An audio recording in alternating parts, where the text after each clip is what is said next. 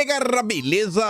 Como é que vocês estão? Meus amigos, o vídeo de hoje divide aqui em 6 temas e temos muitas coisas para nós comentarmos, a começar pelo Dilma, que vem tendo sérios problemas para montar uma base aí no Congresso. E eu quero mostrar umas coisinhas para vocês. Teve a entrevista do Marcos Pereira, do Republicanos, onde ele fala que o Dilma não tem uma base, mas ao mesmo tempo ele critica Bolsonaro firmemente e passa pano para o Lula. E ainda diz que espera que o Brasil tenha uma opção para a presidência que não seja Bolsonaro.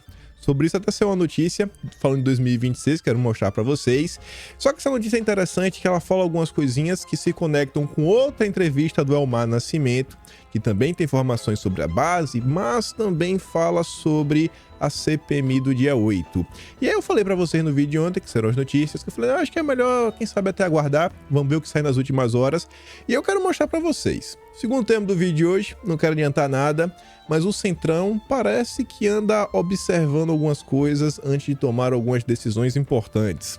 Depois vamos falar do Brasil, e é um tema triste. O Brasil está doente. Quero mostrar para vocês como algumas pessoas vêm pensando e se comportando. É de, sabe, machucar o coração.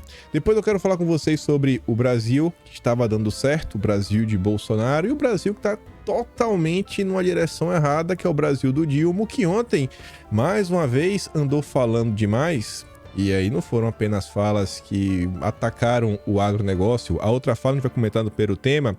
E nesse tema também eu quero começar mostrando para vocês algumas fake news e toda a parcialidade da imprensa para não reconhecer os grandes avanços do governo Bolsonaro. E ainda falando de fake news, o dia de ontem foi recheado de fake news da imprensa, algumas refutadas assim de forma aberta e direta. E se der tempo, também quero falar sobre o Dilma e que ele mandou o Celso Amorim lá para a Ucrânia, comentar umas coisinhas sobre essa agenda internacional. Mas vamos lá. Ontem eu fiquei extremamente surpreso com a deputada do PSB, a Tabata Amaral, a menina dos olhos do Lema. Ela compartilhou a nota do Estadão, né? A questão ainda das emendas. Exclusivo, orçamento secreto, sem transparência, Lula manda pagar 9 bilhões em emendas negociadas por Bolsonaro que ficaram penduradas. E ao longo do dia de ontem, diversos veículos jornalísticos fizeram alguns compilados de quanto Dilma está gastando, quais são os partidos que mais estão recebendo, quem são os parlamentares que têm prioridade na hora dessas emendas. E quando vocês vão olhar os nomes, parece algumas pessoas aí que vocês conhecem muito bem, tipo Omar Aziz, Renan Calheiros e outras pessoas. Mas tudo bem, né? E a Tabata Amaral, ela, para não cair talvez na contradição, ela comenta aqui o que é orçamento secreto na prática. É uma emenda do ministro Juscelino Filho, virar uma obra superfaturada e de baixa qualidade que empurra água da chuva para dentro das casas. Não importa de qual governo estamos falando, essa institucionalização da corrupção precisa acabar. Se o Lula está recebendo esse tipo de comentários da Tabata Amaral em um momento tão sensível, onde o governo vem acumulando derrotas, vem tentando obter algum tipo de resultados não através do poder legislativo, mas através de outros caminhos, e ainda vem tendo sérios problemas que a imprensa vem apontando como, vamos liberar as emendas, vamos liberar uns cargos. Você vê que o cara realmente está num cenário catastrófico. Mas vamos continuar. Aí nesse meio tempo, sobre as emendas, Padilha diz que Lula paga mais emendas que Bolsonaro e que não se pode criminalizar a política. Eu não vou trazer aqui de volta os prints que eu mostrei no vídeo de ontem, do Lula falando que o orçamento secreto é a maior excrescência da política brasileira. Não vou trazer aqui o print do site oficial do Lula, falando que o orçamento secreto era o maior escândalo de corrupção da história. Simone Tebet falou a mesma coisa, só que agora mudou. O Globo já não chama mais de orçamento secreto. O Globo agora chama de emendas de relator, né? Aquela passada de pano básica. E agora o Padilha vem com a história que não pode criminalizar a política. Ué, como é que vocês faziam com Bolsonaro o tempo inteiro? Eu nunca vi um político tão midiático quanto o Padilha. Ele fala, tem amigos em toda a imprensa e não sai do lugar. E não é de hoje. Eu já tô montando aí o Atlas de abril. O de março sai agora segunda-feira, né? Dia 15, tudo dia 15. E aí, olhando algumas coisas, que eu já comentando alguns temas, sabe? Congresso, etc, tudo mais, e até lendo algumas coisinhas de outros, eu falo, rapaz, todas as promessas, todas as falas do Padilha, tentando demonstrar que o governo tá bem, não passa 2, 3 dias, aparece alguém para refutar e mostrar que ele tá, né, mentindo e deixa ele com cara de palhaço. Mas vamos continuar. Olha isso aqui agora. No dia de ontem, o Dilma cometeu mais gafes, né? Deslizamentos, porque o Dilma não ataca, o Dilma não profere discurso de ódio, vocês sabem muito bem. Ele é um cara muito ponderado. E aí, em suas gafes, o Lula, além de atacar o agronegócio, que já iremos falar, ele fez uma fala que eu acho que ele vai se arrepender demais. Demais. O Lula falou do ACM Neto, que não é um cara simpático ao PT, não porque ele é um cara conservador de direito e tudo mais, não, porque o ACM Neto ele é adversário local e existe uma insolvência nesse caso. É impossível que o ACM Neto e o PT cheguem a um acordo, porque ele quer se eleger, o PT também quer se eleger, e ele não vai querer migrar para o PT, e o PT não vai querer fazer um acordo. Então a gente tá num mato sem cachorro, né? A gente não vai para lugar nenhum. E aí o Lula, lá na Grishow, na Grishow não, ele também foi da Grishow, tá no evento lá na Bahia, até do negócio de Lei Rouanet, da Paulo Gustavo. Aí você vê aqui o Globo reportando que em crise com a União Brasil, Lula chama ACM Neto de grampinho. Vocês percebem como nos últimos dias, nas últimas semanas, não se fala no Bivar, não se fala em nenhuma figura política que era do PSL, que hoje, porque o União Brasil era fusão, né? Do PSL com o DEM. Você vê que não se fala, você vê que o Bivar está assim meio que descartado. Quem tem poder mesmo hoje no União Brasil é aquela ala que era do DEM. E o ACM Neto, ele tem uma posição-chave. Ele é o secretário-geral do partido. É uma função administrativa de extrema importância que diversas coisas passam por ele. Então, assim, o Bivar é o presidente, fala umas coisinhas ou outras. Quem manda é o ACM Neto.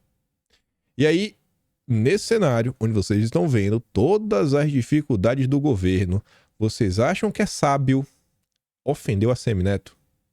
E foi o que o Lula fez. Aí tá ali, né? Lula se referiu ao secretário-geral do União Brasil, ACM Neto, com um apelido pejorativo utilizado contra ele na década de 2000. Durante o evento lançamento do plano plurianual na Bahia, Lula chamou o ex-prefeito de Salvador e ex-deputado federal de grampinho. Lula fazia uma retrospectiva das eleições que o PT venceu na Bahia, quando chamou ACM Neto pelo apelido e arrancou gargalhadas da plateia de seus aliados. Vim pra cá? E o Jerônimo? Com 3%? E o Grampinho com quase 80%. O que aconteceu é que o homem que estava com 3% ganhou do outro, que estava com 65% dos votos. E eu devo à Bahia muita gratidão, não só por isso, mas porque em todas as eleições na Bahia eu ganhei no primeiro turno, afirmou Dilma. Uma fala totalmente desnecessária. E você vê, por exemplo, a turma aponta que o Almar Nascimento, ele é basicamente primo. Eu acho que ele realmente é primo, não primo meio distante do ACM Neto. São aliados. Você vê quem vai possivelmente presidir a CPMI dos atos do dia 8 é o Arthur Maia, que é do União Brasil da Bahia, também um aliado do ACM Neto. Eu acho que o Lula vai se arrepender dessa fala. Eu tenho assim, a mais pura convicção que ele vai se arrepender. Tanto que, no dia de ontem, foi apresentado aí um requerimento para convocar, não um convite. Não, seu irmão, se der, chega aí. Não. Convocação, venha, viu? Estamos mandando. Cacique do União Brasil pede convocação de Rui Costa na Câmara. Quem foi que pediu? O Mendonça Filho. É de Pernambuco. Mas você pega aí, tanto saiu aqui no Metrópole, eu não coloquei o pedaço, como também saiu no Globo, falando, ó, o Mendonça Filho é unha e carne com o Elmar Nascimento. E o que é o interesse do Elmar Nascimento com isso tudo? É só porque foi chateado com a questão do ACM Neto? Não. O Lula, na verdade foi o Lula, o Rui Costa, ele atacou o processo aí, né, da privatização da Eletrobras com palavras baixas, palavras chulas. E quem foi o relator desse processo na Câmara foi o Elmar Nascimento. Então o Lula tá conseguindo brigar com pessoas que eu acho que ele não deveria. e seus ministros também.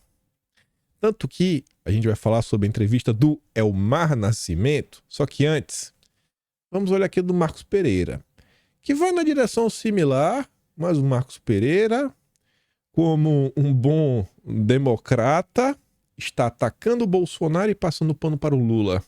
Quem sabe em busca de um ministério para chamar de seu. O governo teve a matéria seguinte, né? Base de Lula no Congresso hoje é mínima, diz o Marcos Pereira. O governo teve 136 votos na proposta de urgência e também no mérito, né, da votação que derrubou trechos do decreto do saneamento. Essa é a base mínima. Um voto a menos do que Dilma teve no impeachment. Gostei dessa comparação, hein, pelo menos. Sobre o ex-presidente Jair Bolsonaro, disse que tem ouvido nos círculos políticos e jurídicos que esteja inelegível em 2026. Por isso defende o apoio da direita a um candidato de centro. Mas calma, Marquinhos. Calma, Pereirinha. O que eu sei é que tem muitos processos com muitas evidências. Acho que ele terá dificuldade. Deve ficar inelegível. Preste atenção nessa parte. Ele escuta que tem muitos processos com muitas evidências, não. Você vê como ele tá inteirado. Eu não tô mandando você memorizar essa tua, porque a gente vai falar já, mas muito rápido disso daí. Vamos olhar algumas perguntas. O governo teve 2 derrotas importantes na Câmara, no saneamento e no pelo das fake news. O que está errado? Aí o senhor Marcos Pereira responde assim: eu não vou ensinar um governo a governar? Eles têm experiência? Não são novos? Talvez o presidente não esteja habituado a um modelo de parlamento mais fortalecido. Está tentando reeditar o modelo de presidencialismo de coalizão. Entregou ministérios, mas os partidos não estão entregando votos. Hoje, não basta entregar ministério. Aí o jornalista pergunta: o que é então que os deputados querem? Querem ter participação nas decisões. A informação que eu tenho é que, mesmo entregando ministérios, o governo não autorizou as indicações de segundo e terceiro escalões. Além disso, tem as questões orçamentárias que não estão fluindo bem. O Eduardo Cunha, antes do governo assumir, falou, né? O apetite insaciável do PT será um problema para Lula. É insaciável, não tem como lá controlar. Não vai ter cargo. Estava certo. Aí o jornalista pergunta: que questões são essas, né? Essas questões orçamentárias são as emendas? E o Marcos Pereira confirma, sim. Eles têm que repensar o modelo de tratamento com o Congresso, que é mais de centro-direita. Não dá para querer fazer um governo de esquerda com um legislativo de centro-direita. Não adianta querer revogar por decreto a lei do saneamento e para o judiciário, com o tema da Eletrobras. Tudo isso gera atrito. E aí vai lá para frente e pergunta o seguinte: você vê o mesmo Marcos Pereira que falou, não, Bolsonaro vai ficar inelegível porque escuto, né, que tem muitas evidências contra ele na justiça e tudo mais. O mesmo cara que fala em várias evidências é o cara que, quando questiona, fala assim, ó: como o senhor avaliou a operação da Polícia Federal na casa do ex-presidente Jair Bolsonaro? Ah, não conheço os autos. Não conheço não. Não conheço não. Como advogado, professor de direito, não posso tecer comentários. Não, pai não. Decisão judicial a gente cumpre e recorre. Esse é o cara que escuta, sabe, né, das muitas evidências.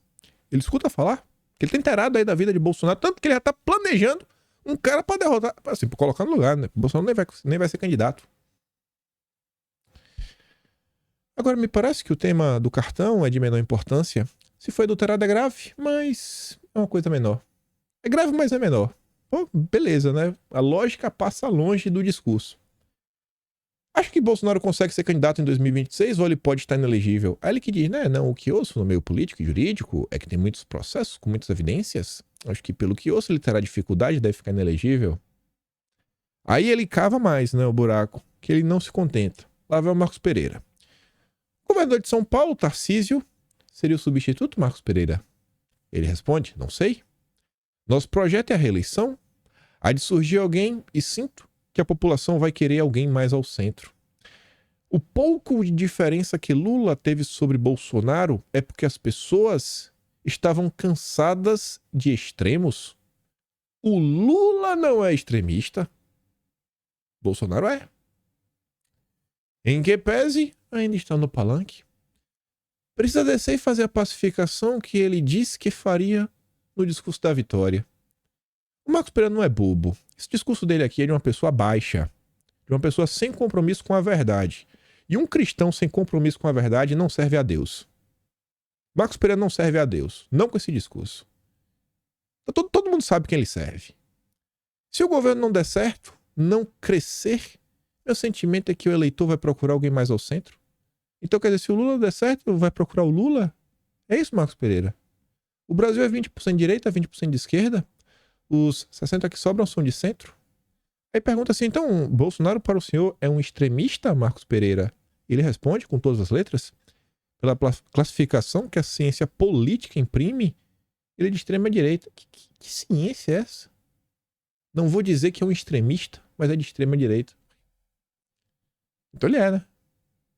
Como pessoa de extrema esquerda, o Lula é de esquerda, não de extrema.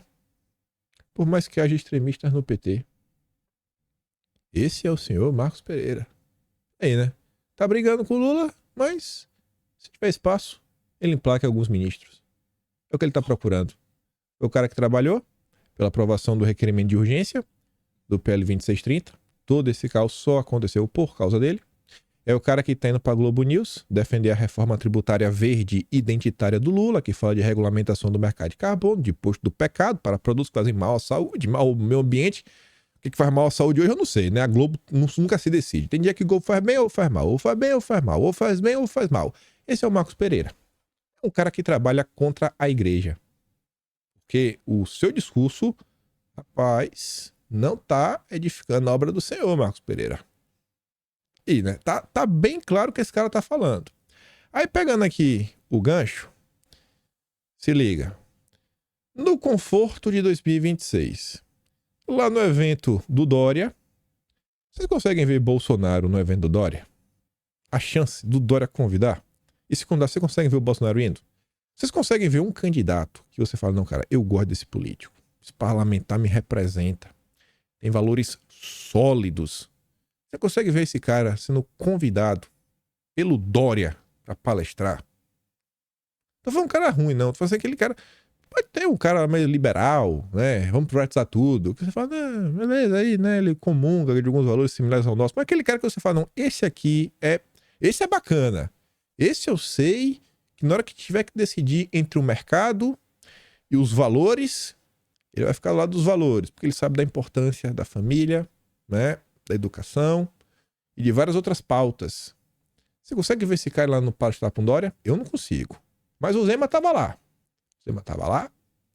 E a segunda turma do bastidor, o Valdemar tenta convencer Zema a brigar para o PL, fazer a campanha de 26.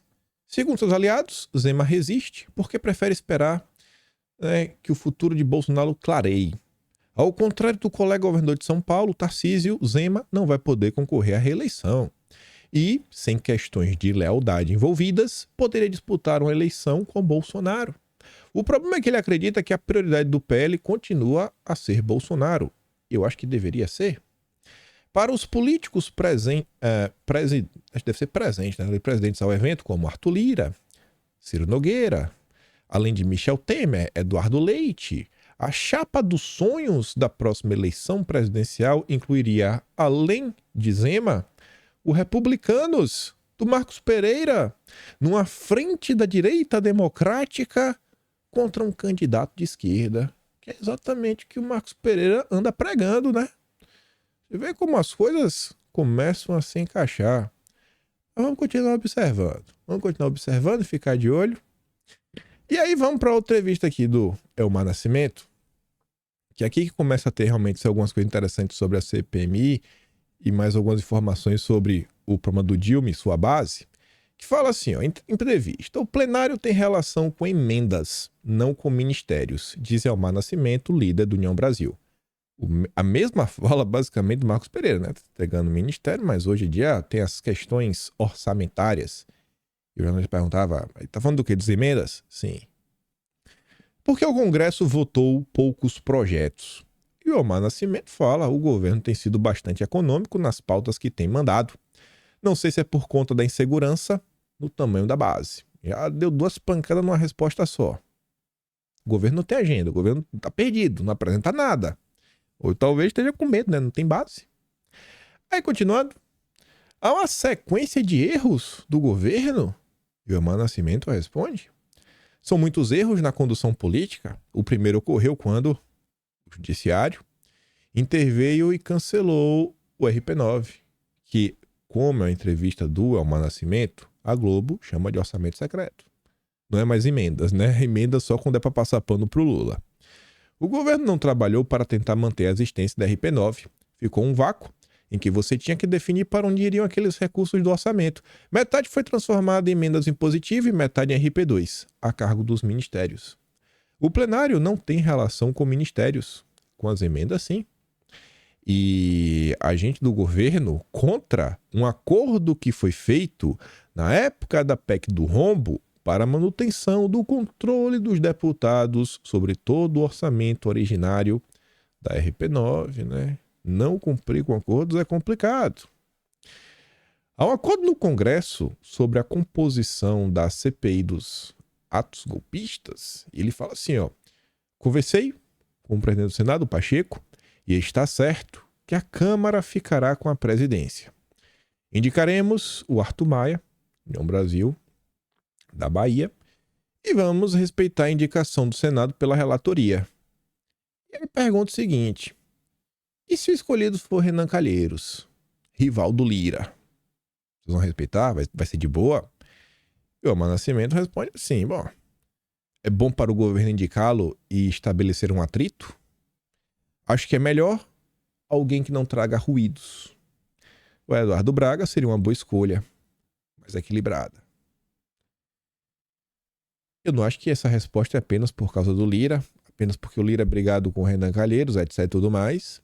Eu acho que essa turma mais ao centro, né, a turma do famoso Centrão, e quem relatou isso, acho que em primeira mão, em uma matéria que deixou escrito essa visão, essa análise, foi a turma do Metrópolis, que falavam que eles estão enxergando nessa CPMI a tempestade perfeita para ver o governo se desgastar, se desgastar, se desgastar. E aí eles apresentarem, né, uma boia. Não é um barco salva-vida, mas é uma boia. Não é uma boia, é melhor do que se afogar. Então a chance perfeita de ver o governo sofrer. E eles apresentarem, né, uma possível salvação com aquele custo camarada, onde o Centrão sempre acaba se dando bem ao final.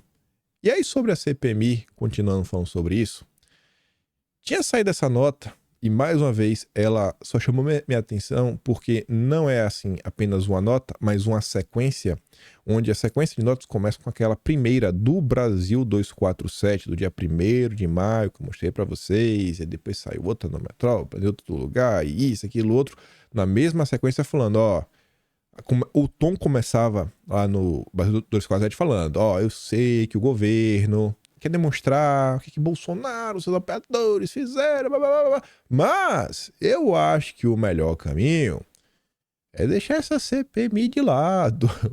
É melhor focar na agenda econômica, vai atrás ali do arcabouço fiscal, da reforma tributária. Deixa essa CPMI de lado porque não é uma agenda positiva. Você pode aí fazer a militância e a loucura, causar um desgaste, mas o governo não vai sair ileso. E como vocês viram também ao longo da pesquisa que a Quest fez, que a gente comentou no vídeo de ontem, a percepção é que o cenário é de pior a péssimo. Não tem um cenário muito bom para o governo. E a população também vem avaliando de uma forma bem complicada. E aí, então, o Lauro Jardim, mais uma nota nessa mesma linha falando: o corpo mole no Congresso pela CPI do golpe. No entanto, passados 14 dias, desde que o Pacheco fez a leitura, apenas o Bloco Aliança, do PP Republicanos, registrou os nomes dos titulares e suplentes que participarão dos trabalhos. O corpo mole da indicação dos nomes é mais um indicativo da indecisão de base aliada do governo e oposição em levar adiante uma pauta que pode desgastar ambos os lados no Congresso. Aí, um dia antes dessa nota, a Dora Kramer, que estreia lá na Folha de São Paulo e agora está na Jovem Pan, também utilizou suas redes para comentar assim: sei não, mas a impressão que dá é que a CPI do dia 8 está caminhando em direção ao telhado. até que ninguém assim com muita pressa em tirar ela do papel. Aí, ontem, saiu essa nota e eu achei até bom, né? Às vezes você espera o único dia ver uma informação a mais que acaba reforçando uma determinada situação.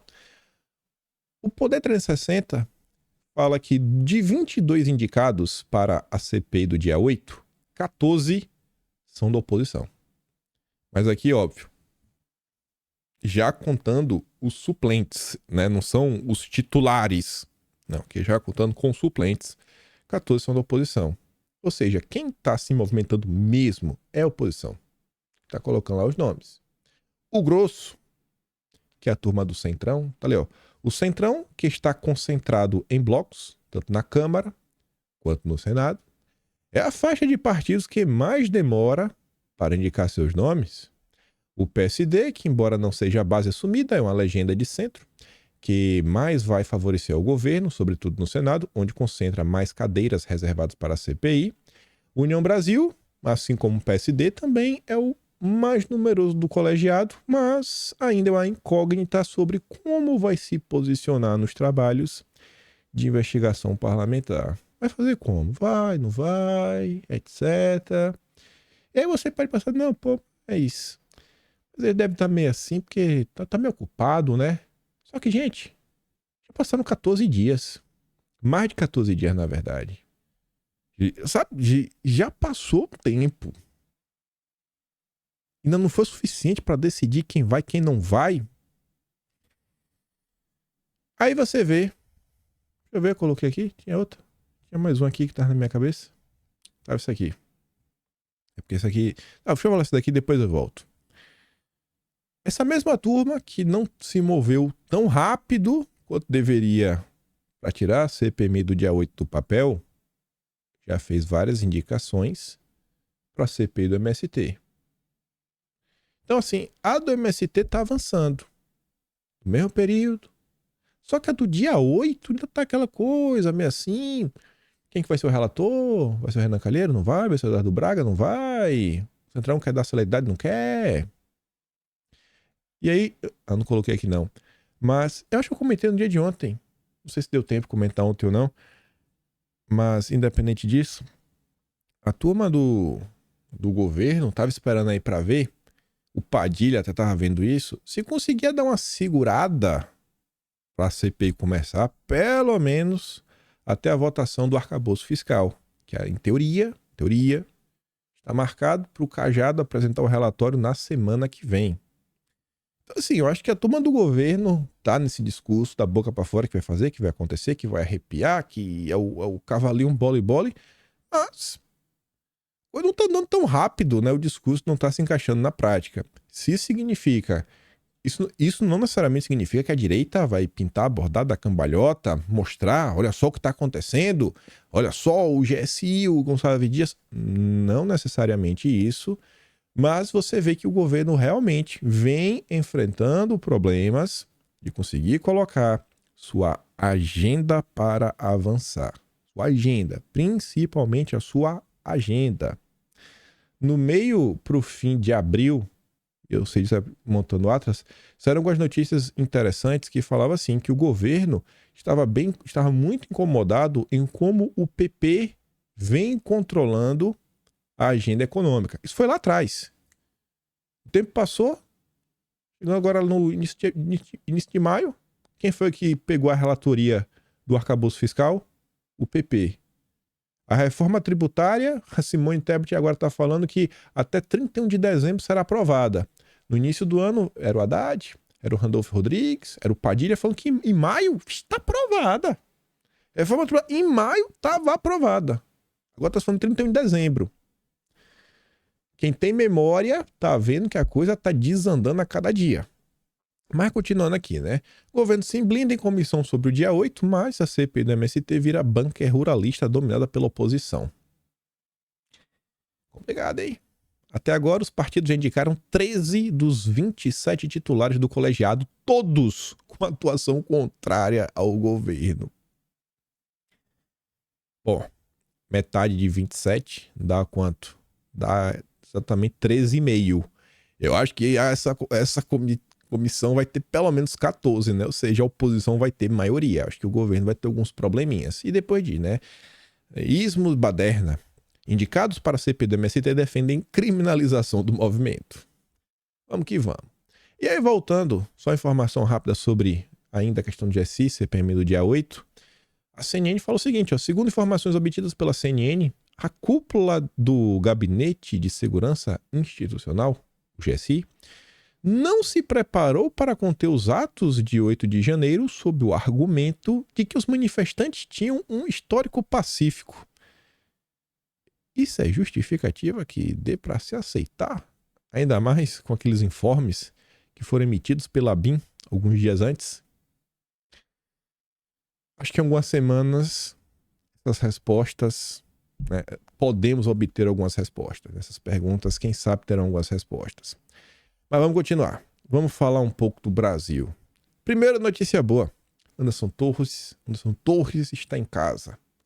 Ah, mas ainda está com isso. Gente, ele está em casa. Vamos comemorar, né, pelo menos isso. Ah, mas ainda está com a tornozeleira. Ah, mas vai ter que se apresentar para a esta semana.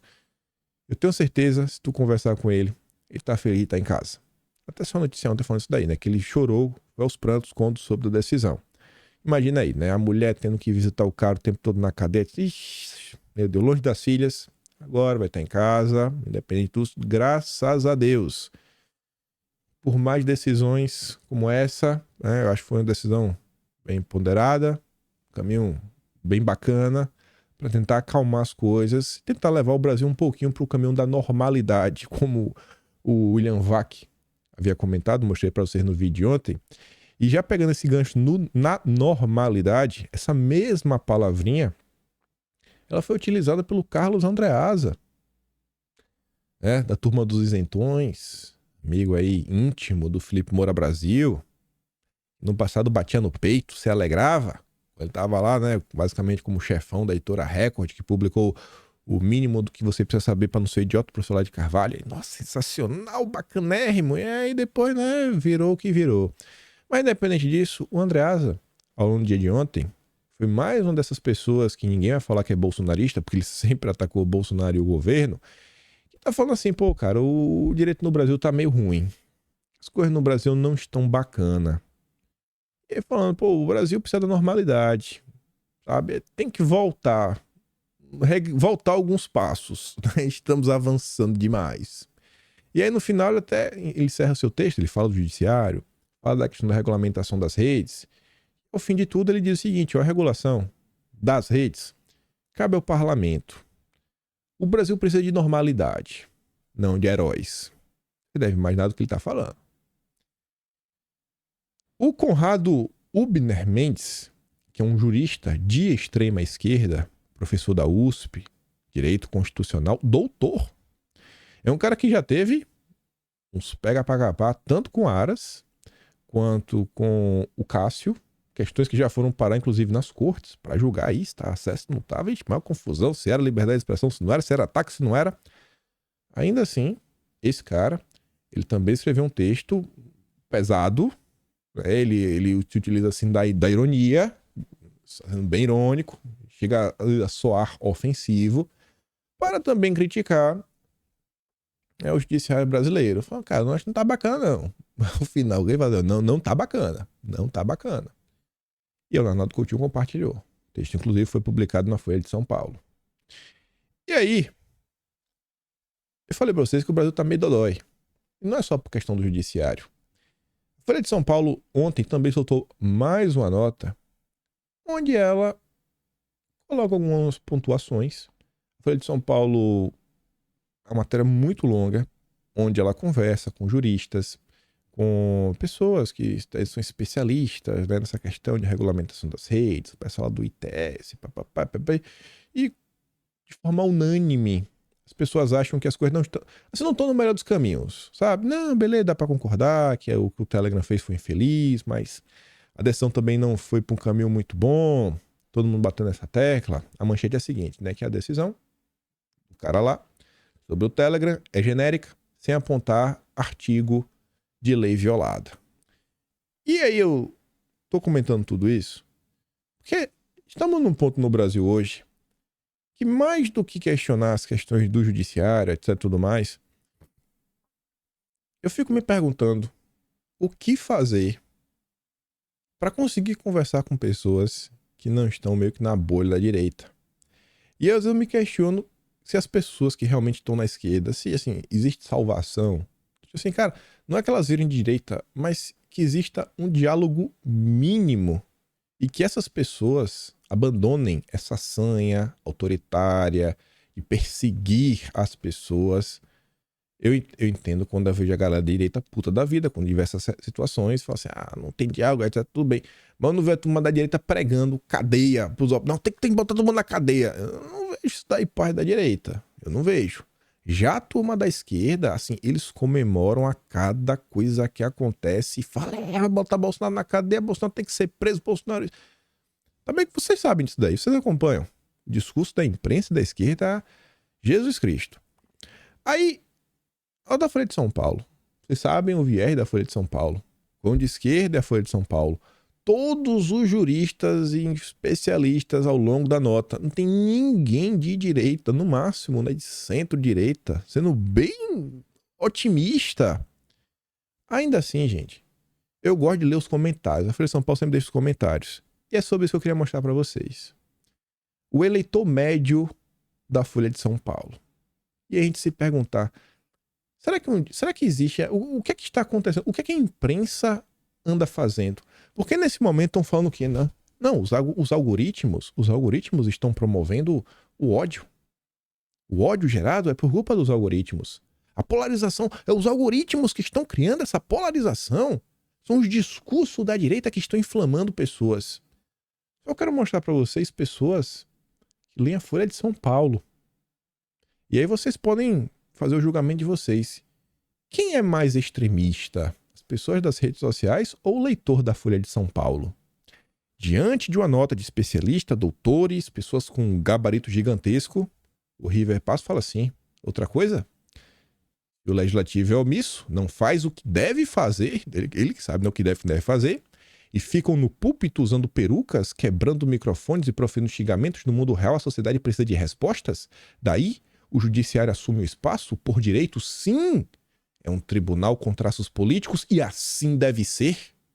Já pensou se Lewandowski não decidisse pela confirmação do óbvio? O CISA tripartite permitisse a atuação de estados e municípios? Esse ainda foi leve. Aí vem ali, ó. Franklin Alencar Figueiredo. Triste ver cidadãos e até a grande mídia defender publicações de mentiras. Isso mostra o caráter dessas pessoas. Não se pode permitir ser dono de imprensa quem pratica a mentira ou fake news diariamente. Ele tá falando do Telegram. Gente, qual é a fake news diária que o Telegram produz? O Telegram é um aplicativo de mensagens. O Telegram é um aplicativo de mensagem. Assim, o Telegram não é imprensa, né? Ele não é dono de imprensa, ele tem um aplicativo de mensagens. Aí você vê o coração cheio de ódio. Aí vem o Júlio Lousada. O que os doutos juristas esqueceram de mencionar é que o Supremo não é um órgão meramente técnico, aplicador da lei em letra fria, mas sim um órgão investido de roupagem política também. Então a decisão do ministro pode ter sido política, afeita ao ativismo judiciário? Sim, com certeza foi. E lastrada também nas prerrogativas constitucionais dadas a este tribunal específico. Será que foram dadas? Ou será que essa opinião desse cidadão vem sendo criada de tanto assistir a Rede Globo e ler a Folha de São Paulo? O problema é o algoritmo ou é a Rede Globo e a Folha de São Paulo? Márcio Santana. Incrível malabarismo juridiquês utilizado em defesa da rede antissocial Telegram. Parece que nem antirrábica é suficiente para neutralizar a letalidade de seu veneno. Bom, o Telegram não é uma rede social, né? É um aplicativo de mensagens. Então você viu, o cara não tem nenhum conhecimento do que ele está falando. Segundo, que não tem malabarismo. A turma está pontuando que a decisão era complicada porque falta apontar qual o artigo da lei que justifica o ocorrido.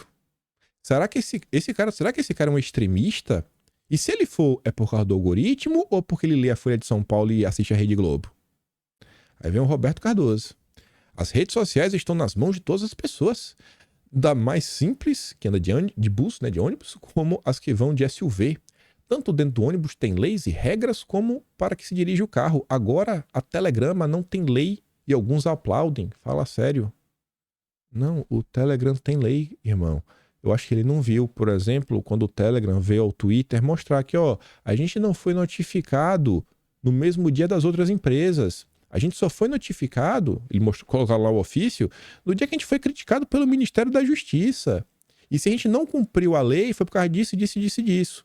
Onde saiu isso daí? Bom, por exemplo, na própria decisão do TRF2, que derrubou a suspensão, o juiz falou, não, mandado de segurança, não, o Telegram botou isso, isso e isso, é uma questão simples, não dá para ser discutida na ordem criminal, blá, blá, blá, blá, blá, blá. Então, não, o cara não vê, por quê? Porque ele lê a Folha de São Paulo e assiste a Rede Globo. Ele lê a Folha de São Paulo e assiste a Rede Globo, então ele não tá vendo esse tipo de informação chegar. Olha o comportamento que está sendo gerado nas pessoas, por ler a imprensa. Aí vem o Reinaldo da Silva de novo, acho que de novo, não sei se já apareceu antes, deixa eu ver aqui, tem o Reinaldo da Silva. Não, o River Pass. Se o Telegram é uma das cracolândias digitais mais permissivas do grupo, estão usando uma máquina de guerra para combater a PL, por que não utilizar também uma máquina de guerra para combater? Que máquina, irmão, o cara tá usando? Tá maluco. Se depender dos especialistas e doutores, ficaremos esperando a elaboração de teses, artigos acadêmicos em geral, até que as cracolândias vencem essa luta, né? Essa invenção. Não é a democracia que está sob ameaça, porque o Brasil nunca foi e não é uma democracia. É o princípio civilizatório que precisa ser garantido. Tá vendo aí, né? Se você usa o Telegram, você não tem civilidade.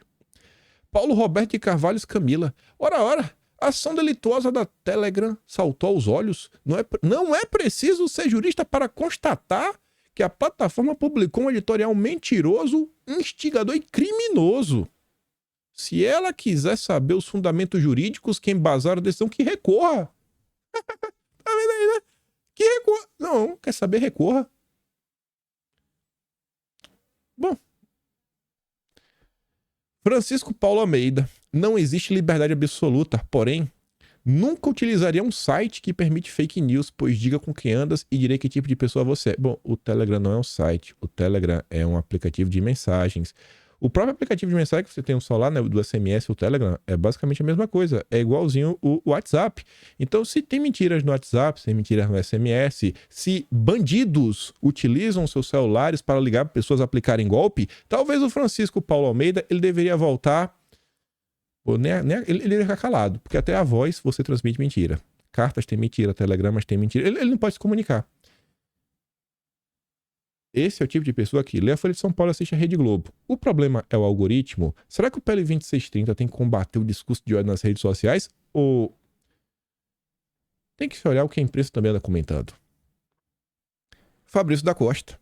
A decisão foi tão genérica que a tal rede retirou o post logo em seguida. É porque tinha uma multa de 500 milhões. Será que o Fabrício da Costa... Talvez não saiu essa matéria na Folha de São Paulo, ainda na Rede Globo. Então... é doloroso ver e eu me pergunto como resolver essa situação. Parece que o Brasil tá doente. E eu não acho que as redes sociais sozinhas, elas podem até estar contribuindo, mas quando eu vejo o que a imprensa posta e as coisas que eu leio diariamente, eu tento dar uma filtrada, é absurdo. É absurdo. E calma que tem mais coisa. Vamos acelerar que eu ainda mostrar que é o papel da imprensa ontem com suas fake news. MP eleitoral apura se houve violência de gênero em caso de deputado que chamou petista de louca. A gente vai ver até a fala. Pra vocês verem. E quando eu falo assim, que eu sempre falo, eu não acho que a questão é, vamos mudar uma pessoa, vamos tirar, não resolve assim. Eu acho que o Brasil tem alguns problemas que são realmente estruturais. Que precisam de discussões mais profundas para conseguir, não sei se vai solucionar, mas pelo menos melhorar.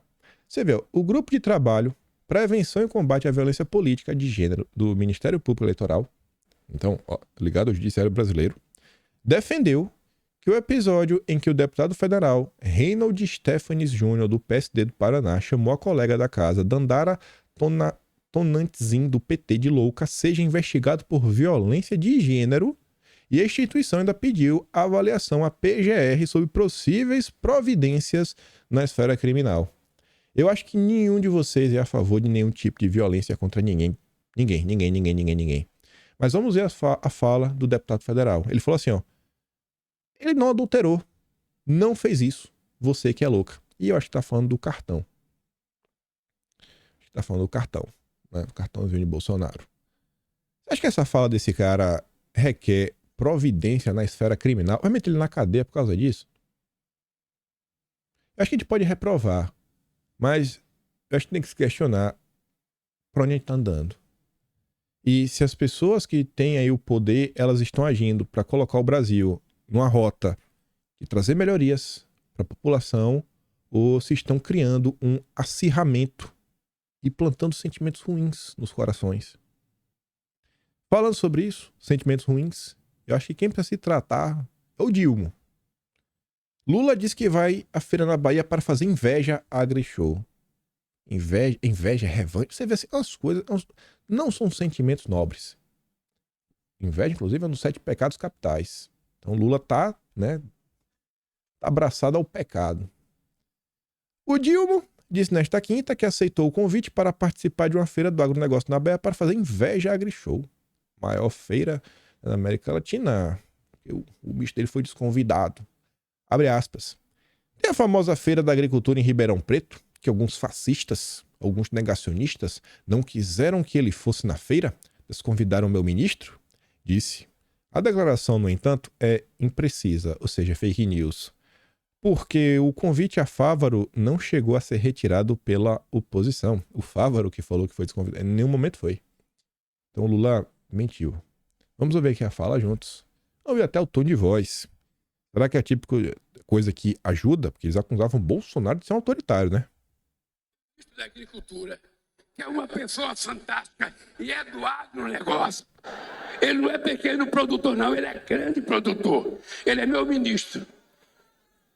Tem a famosa feira da agricultura lá em Ribeirão Preto.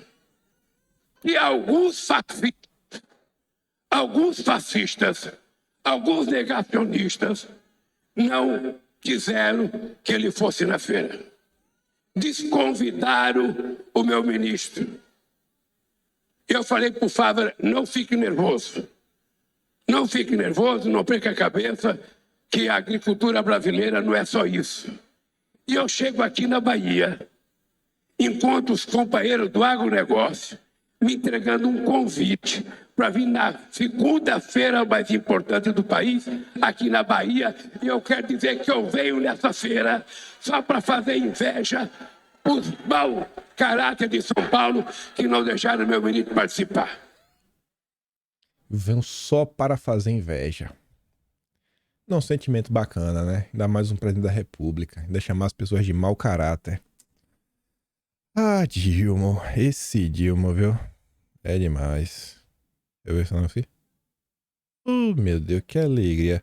Tô vendo aqui a Miriam Leitão. Um amigo mandou aqui o da Miriam Leitão chorando. Porque tirando o conteúdo do ar dos amigos dela. Oh, meu Deus, faz o L, Miriam. Faz o L.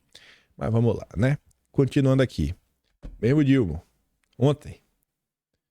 Esse país tem mais gado do que a população. Esse país não pode assistir uma mulher na fila do osso porque não tem condições de comprar carne. Esse país tem que mudar. E a cultura vai ajudar na recuperação de direitos no Brasil. Não, o povo tá passando fome. Vamos resolver com Lei Rouanet? É isso? Paulo Gustavo? Esse é o cara. Olha, é o cara que tá guiando o Brasil. Aí você vê o cara que tá falando aí, né? Não, olha só, não tem comida, não tem nada. O governo Lula já gastou R$252 mil com móveis para a residência oficial. Sofá de 65 mil, cama de 42 e mais alguns R$1.000, né? Pra dar uma luxadinha. Aí ontem, falando aí, fila do osso, etc e tudo mais, saiu a notícia em todos os grandes portais de notícia comentando que a pobreza no Brasil caiu. Mas, assim, caiu de forma extremamente positiva no ano de 2022. E não teve um único veículo da grande imprensa, nem um único, que conseguiu falar assim, obrigado, Bolsonaro. Falar assim, não, o governo Bolsonaro reduziu. Não, eu falo assim, o ano de 2022 caiu. Caiu, assim, foi uma coincidência do destino. Né? As pessoas deixaram de ser pobres porque deixaram. Não foi ninguém ligado à gestão de... Não, impossível. Foi o Dalai Lama, né? Fez uma reza E o Brasil deixou de ser pobre. Aí vamos ver aqui o William Vac. Melhora no emprego e o Auxílio Brasil, a desigualdade no Brasil caiu no ano passado para o menor nível da série. Melhora do emprego e Auxílio Brasil. Quem criou o Auxílio Brasil? O emprego, você vê que bastou, saiu o resultado da eleição, o clima no país mudou. Mas não pode falar Bolsonaro, né, William? Histórica. Sem dúvida é uma manchete, e é manchete lá no nosso site, confira, sem dúvida é uma manchete para se comemorar, mesmo considerando que essa manchete revela um fato, no fundo, um fato assustador para todos nós, para a nossa sociedade.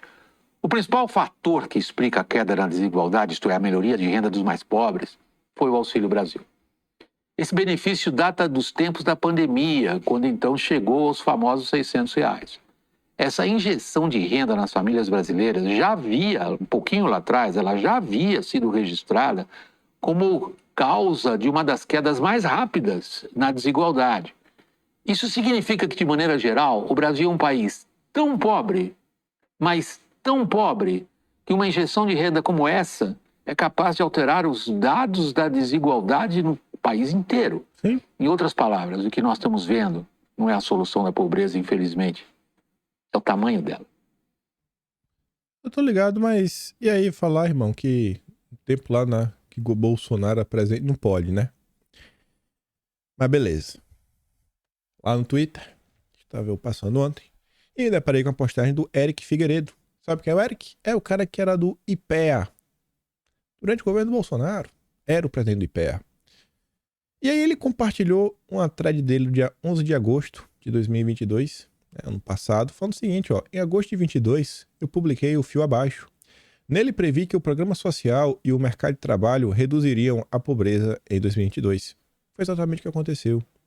O Brasil conseguiria reduzir sua pobreza apesar da pandemia. Resultado, a queda da pobreza foi ainda maior do que a que eu previ. O Brasil de Bolsonaro surpreendeu, foi além das expectativas. Mas só mostrar aqui pra vocês um pedaço, 3 tweetzinhos, uma thread maior do que essa. Ele fala assim, ó: vejo na figura abaixo, a previsão das Nações Unidas era que a pobreza brasileira saísse de 5,1 para 9,5 em 2020, fechando 2021 em 8,8. Felizmente, isso não foi concretizado. Derrotamos as piores perspectivas. Em 2020, nossa taxa de extrema pobreza foi a 4,2 e a previsão é que fecharemos 2022 em 4,1.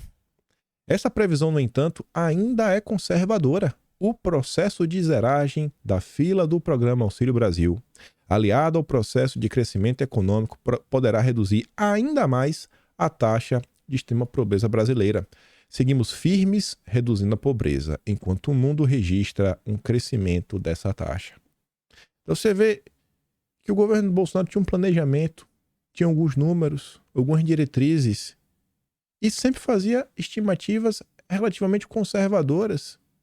Jogar o número lá para cima, só bater no peito e falar: olha só, eu faço e aconteça.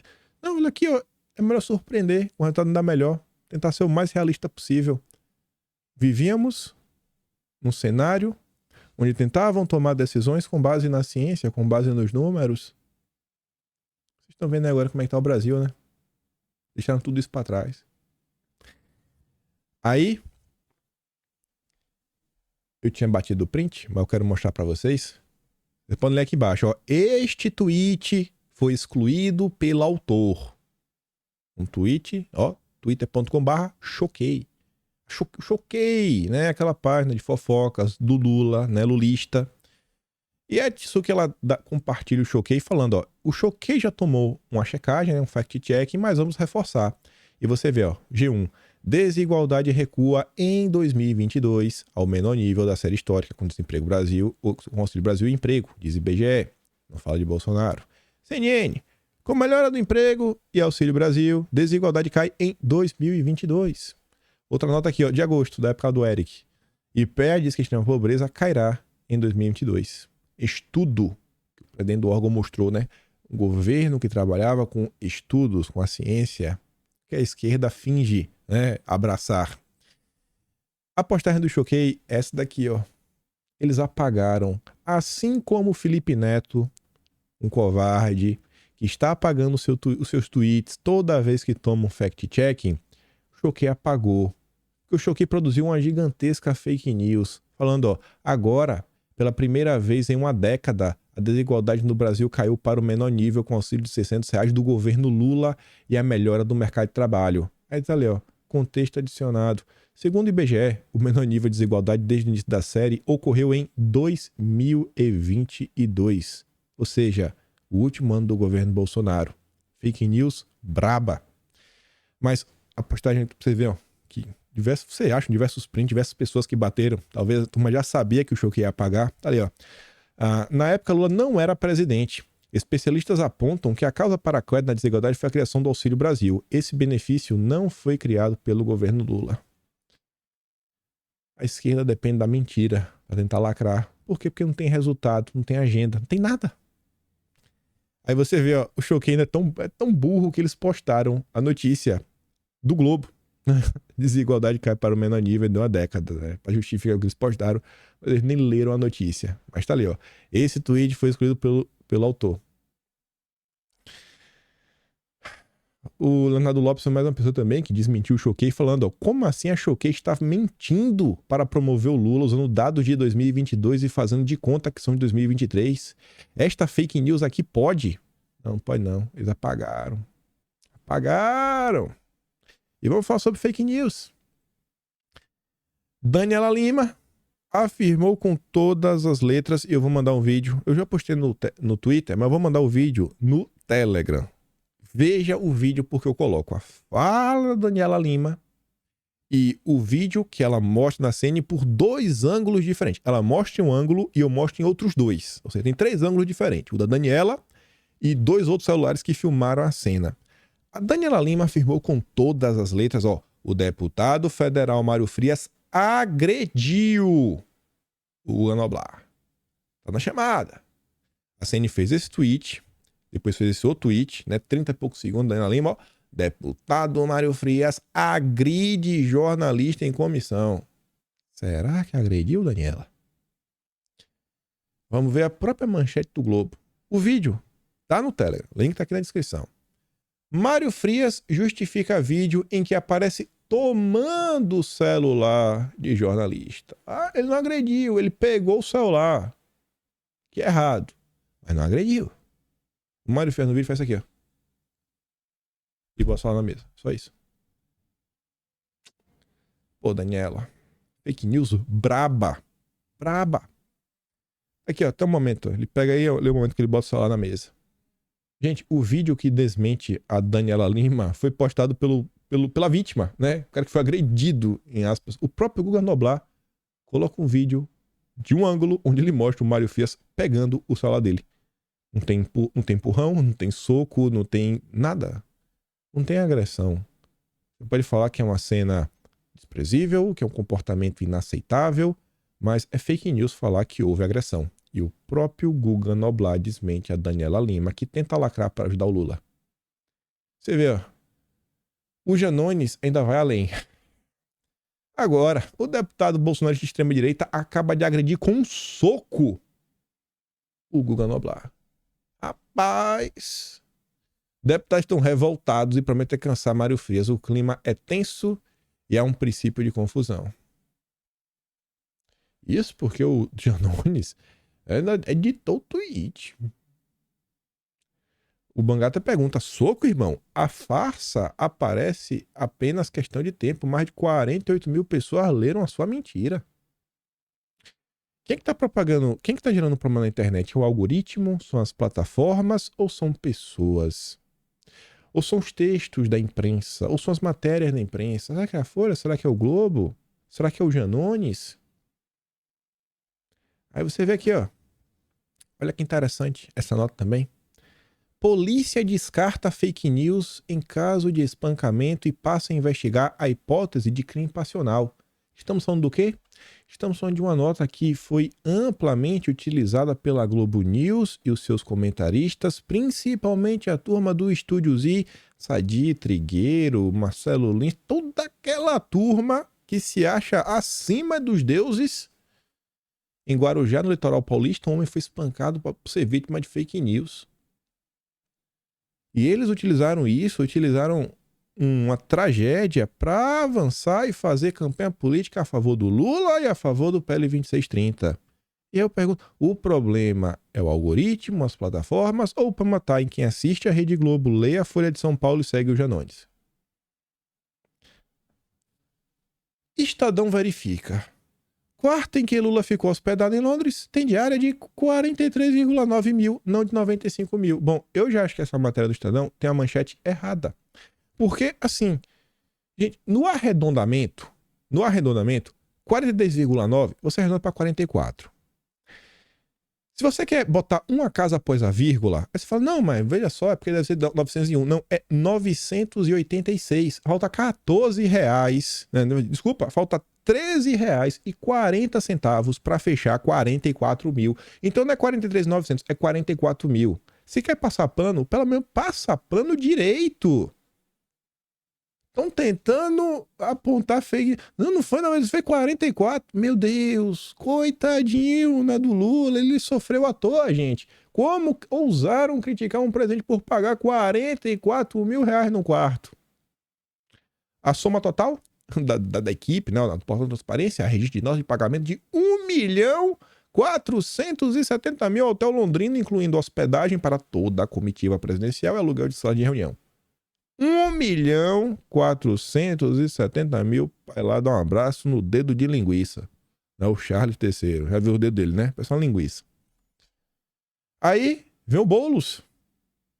Coloca lá o vídeo daquele Renato, aquele que entrou na igreja, não invadiu, ele só entrou. Não entrou na porra, não fale que ele invadiu a igreja no passado.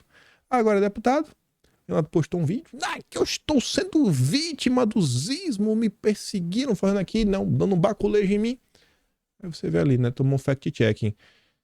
E o fact-checking da revista Fórum sai da extrema esquerda. Fala assim, ó, conforme nota da Polícia Federal, este teria se recusado a passar pelo procedimento no local indicado e se dirigido diretamente até a aeronave.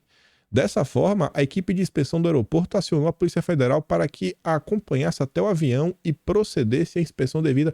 O cara aparentemente não quis passar pelo raio-x. E aí, eu encerro por aqui mais uma vez perguntando, nesse momento de discussão do PL 2630, que falam do algoritmo das redes sociais da plataforma, qual é o problema? É isso?